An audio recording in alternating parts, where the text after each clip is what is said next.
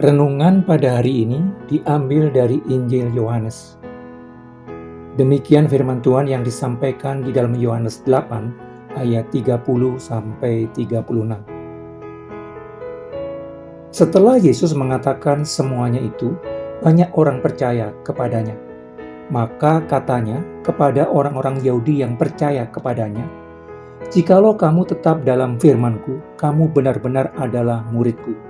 Dan kamu akan mengetahui kebenaran, dan kebenaran itu akan memerdekakan kamu." Jawab mereka, "Kami adalah keturunan Abraham dan tidak pernah menjadi hamba siapapun. Bagaimana engkau dapat berkata, kamu akan merdeka?" Kata Yesus kepada mereka, "Aku berkata kepadamu, sesungguhnya setiap orang yang berbuat dosa adalah hamba dosa. Dan hamba tidak tetap tinggal dalam rumah, tetapi anak tetap tinggal dalam rumah. Jadi apabila anak itu memerdekakan kamu, kamu pun benar-benar merdeka."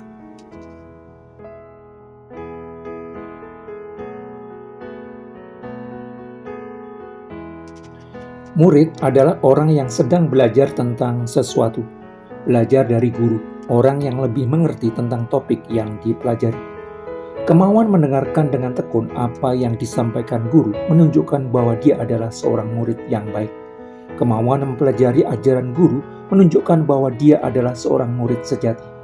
Kemauan mendengarkan dan mempelajari apa yang disampaikan guru akan membawa murid kepada pengetahuan yang lebih banyak berkaitan dengan topik tertentu. Murid-murid Yesus adalah orang-orang yang mempelajari kebenaran yang disampaikan Yesus Kristus. Ketekunan mempelajari perkataan Yesus merupakan bukti bahwa seseorang memang adalah murid sejati Yesus Kristus. Semakin tekun seseorang mempelajari perkataan Yesus, akan semakin banyak kebenaran yang didapatkannya. Semakin tekun dan lama seseorang mempelajari perkataan Yesus, akan semakin mengerti kebenaran hidupnya. Murid-murid Yesus adalah orang-orang berdosa yang ditarik Allah datang kepada Yesus Kristus dan mendapatkan kesempatan untuk mendengarkan kebenaran yang disampaikan pribadi kedua dari Allah Tritunggal. Ketika ditarik datang kepada Yesus Kristus, murid-murid Yesus telah memiliki konsepsi tentang hidup yang dibangun oleh sang penguasa kegelapan. Ilusi kehidupan ideal yang dibangun sang bapa segala dusta. Ilusi adalah interpretasi yang salah atas rangsangan pada panca indera. Panca indera menerjemahkan objek yang diamati dengan cara yang tidak semestinya. Akibatnya, persepsi orang yang bersangkutan terhadap objek yang diamati mengalami pergeseran dari yang semestinya. Ilusi mengubah persepsi seseorang tentang realitas karena dibangun berdasarkan hayalan. Interpretasi yang salah terhadap kehidupan akan menghasilkan cara pandang yang tidak sesuai dengan kenyataan. Cara pandang yang tidak sesuai kenyataan akan menggerakkan orang mengelola hidupnya dengan cara yang tidak semestinya. Konsepsi kehidupan yang diajarkan oleh bapa segala dusta telah terlanjur diyakini sebagai kehidupan yang baik, bahwa kehidupan baik memang seharusnya seperti itu. Kecenderungan untuk tidak mempercayai Allah menggerakkan banyak orang untuk membangun kehidupan sesuai rancangan sang ilusionis kehidupan. Bapa segala dusta mendorong manusia menentukan sendiri apa yang baik dan tidak baik, apa yang benar dan apa yang salah, apa yang berguna dan tidak berguna bagi dirinya. Dan pada akhirnya, apa yang dipandang baik adalah mengumpulkan banyak uang dan banyak barang. Kehidupan yang dibangun untuk mencari dan mengumpulkan banyak uang dan banyak barang. Kehidupan berdasarkan kelimpahan harta benda, sesuai dengan spirit zaman yang dikuasai materialisme dan konsumerisme.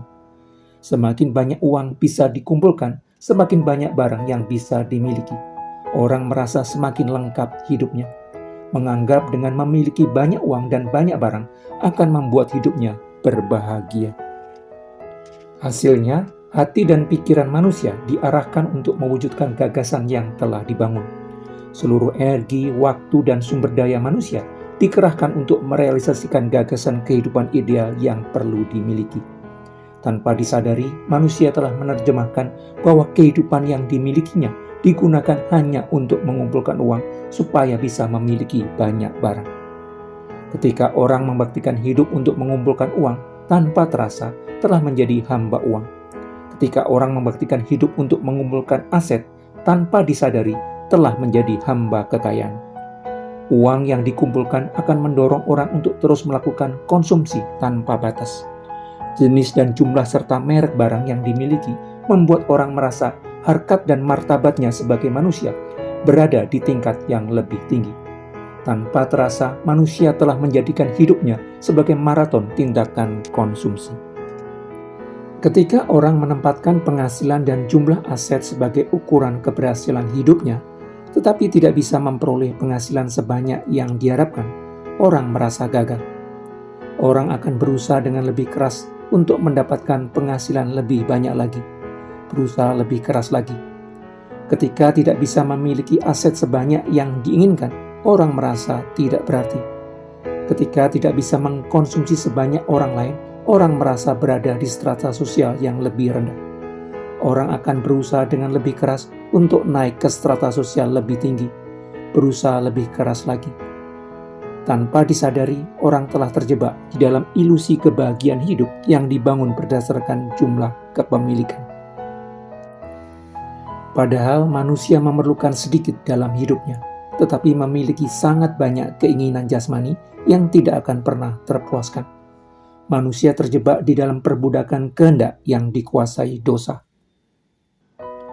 Tuhan adalah sang perancang kehidupan. Tuhan adalah sang pencipta kehidupan. Tuhan adalah sang pencipta manusia. Tuhan tahu persis bagaimana kehidupan seharusnya dijalani. Tuhan tahu persis bagaimana seharusnya manusia menjalani kehidupan yang diberikannya. Hanya gagasan tentang kehidupan yang dibangun penggagas kehidupanlah yang benar. Hanya cara menjalani hidup yang dibangun sang perancang kehidupanlah yang benar.